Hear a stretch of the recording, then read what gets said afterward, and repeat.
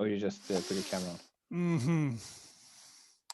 Yeah, okay, that was the mistake. No, don't worry, you don't have to. No, but we can. no, Tommy can say something yes. before we.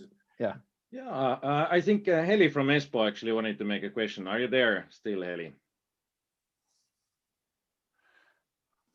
Maybe I was going too fast. It was kind of hard to follow the chat. Usually I'm able to do it, but when I was interviewing at the same time, it was a little bit fast. Yeah, we had a question from Heli to Henry. Which are the most important things you need, for example, help from the outside, matchmaking, business service, etc. That was a question for you, Henry, at 01:23 from Heli. You can find it there. Matchmaking, business services, I think this is more about what the cities can offer us in that kind of sense. I think it's an assumption. Looking at this, well, we've had some, you never know the quality of the lead, and if you can get a straight lead that these guys are interested in what you're doing, it's always super good. As for example, we've had some leads that go in like 2 days, very good, high quality leads from some of our partners and some of the business associates that we've been talking to. Those go to sales in like 2 days. And it's always better to get that kind of stuff going. Something that we've been looking at a lot into is also that what do we want to do ourselves and what do we want to outsource? So we've been, for example, looking at marketing, and we've been looking at some of this stuff as do we want to outsource it? How do we get, for example, much more interaction going with students, for example, so that we can get into testing courses, and also that we can get much more fresher people, for example, into marketing and get those new ideas from students. So that's something that linking us as a company to all of the fresh recruits in a sense is something that we are super interested in also. And I think that those are some of the main points that come into my mind right now. Also, thanks, Henry. Probably what's going to happen is if it's going to fly, then we're suddenly knee deep in shit that we need everything basically doubled or something like that. So getting those kind of contacts before that is super good. Thank you, Henry. I don't know, Heli, was that a good enough answer for you? I don't know if you left, went to eat or something, but if you're here, you can. Yeah, you're unmuted. I think I will deliver the answer to Heli. So when next time you're meeting with these people. But yeah, definitely, Henry, thanks for the answer. So definitely the question was mostly from the city perspective, how the cities could support even more. So yeah, direct contacts are just the tastiest thing. Yeah. Sorry. No, direct contact. If you say I know these guys, your product would work for them. Let me make the intro, and say, oh, Tommy, thank you for reaching out. We had such a great time at Slush 2 years ago, and you said we talked with Henry. Okay, great. Set up the meeting, and then Tommy sets up that meeting. The likelihood that they buy is 10 times higher than your average meeting. They might even just buy, if they have the money, they just might buy because they like Tommy, and they don't even know Henry, but they like Tommy, so they'll buy. That's almost. You have your foot in the door, and they will give you the benefit of the doubt to listen to your product. So it's just if your cities can do more of that in any way or form, I think that is definitely valuable. Yeah, thanks for the comment, because yeah, I suppose actually we do such things, opening doors to new connections. Obviously, many times we use service providers, but anyhow, those service providers we trust. Actually, the same goes with you, that we selected you as a service provider, and we gave advice for the companies to participate even in this program in the first place. So yeah, that's what we do, and we are hearing for all the feedback from you. Actually, one question I could still even want to do, if there's anybody who would like to answer. I think these stories which you told about the development during the springtime, they're really exciting to hear. We will get very good material. We will share this recording in YouTube later on for other people to learn as well. But would there be still something which was completely unexpected? Because we had the exceptional springtime. Still, you couldn't travel, anything like that. But was there still something completely new thing which you discovered during this process? Would you know any good idea to talk about this, Rasmus? What do you think? What was unexpected? I got an answer from Heli. That was actually quite unexpected, but apparently there's a problem with her mic, so that's why we're not hearing her. I think that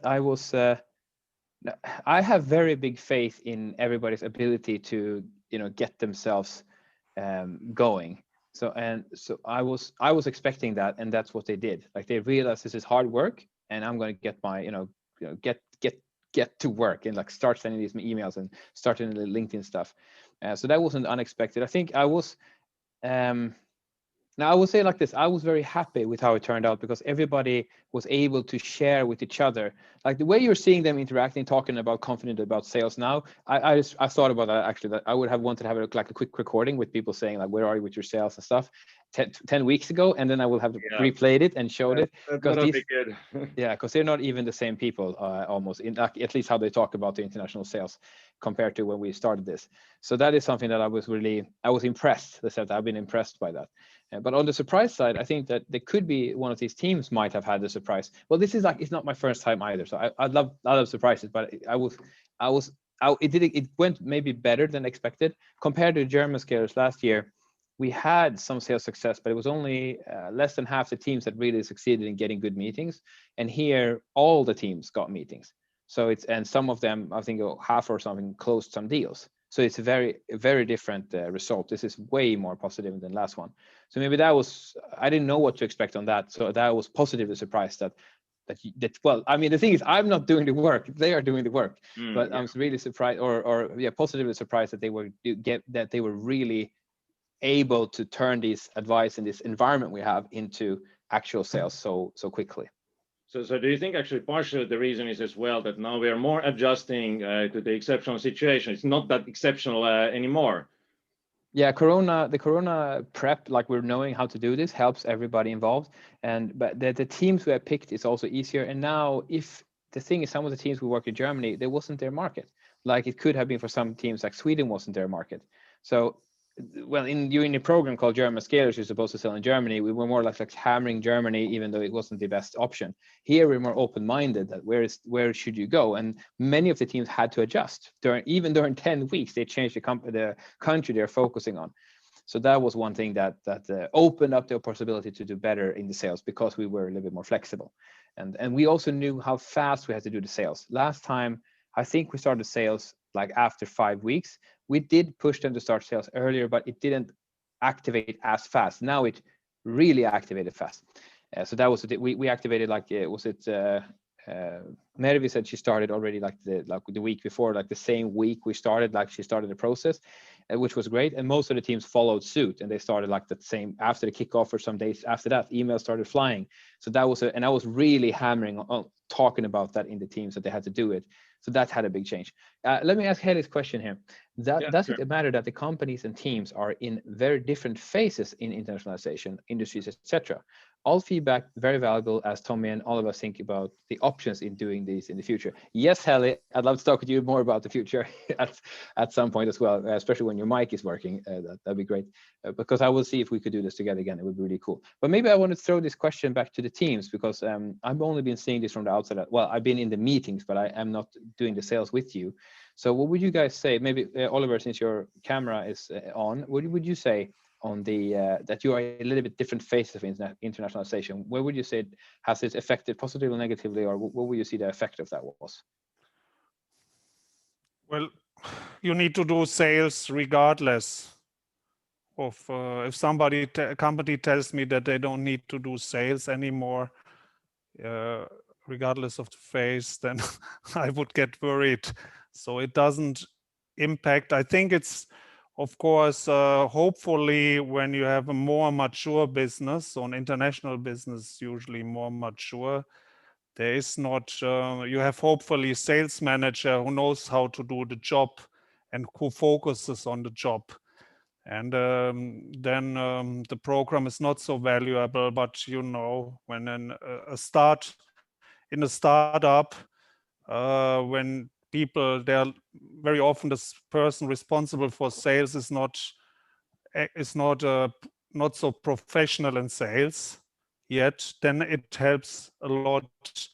And also because when you're in a startup, you do other things than sales and find an excuse why you don't do sales now. So then it's also very helpful. Yeah. Can I maybe move to Henry as well, who also has the camera on? Could you say, because we were in different levels, were you able to use that to your advantage somehow, or where would you see that? Was it, Yeah, of course. A lot of the tips that we got from different places was really useful, and also something that that's always troublesome is always that are we doing enough, or are we actually doing good? And it's always bad for example, for our marketing. Then it's always hey, you should do this, you should do that, you should do this. Nothing's ever enough. And then when you go kind of the comparison to others who are also working on the same problem, that you can really compare outside of the company, that what's our level currently and what are we doing? Is this the right thing to do? That really helped, for example, our marketing team in kind of realizing where we are with this and suddenly realizing that we are not shit, we're actually quite good. Yeah, exactly. Yeah, I think so. And that's what I would say for you, Heli, as well. The answer is that there's this, it's some type of philosophical method that you learn best by teaching. So that's something that when you're better, you can teach the others, like, this is what I did, but this was 3 months ago, I did this, and that really worked for us. Are we doing that right now? So they're able to teach, and when they're teaching, they're getting better at what they're doing themselves. And then we have the benchmarking. So then if I can also look upwards and, okay, these guys are actually doing this, and they're not that different from me. I could do that as well. So that you can have that aspect in there. So I think those both are good points, that it's not that bad. And yeah, you guys from different industries as well. Okay, one caveat here. Thomas, I loved having Thomas with us, but when he did B2C, it was kind of weird. Like it was really difficult to help him. Yes, yeah, because it's more about like data-driven. What type of marketing is he doing? What word was A/B testing on ads, and most of the B2B stuff is contacting with emails and stuff. So that was yeah.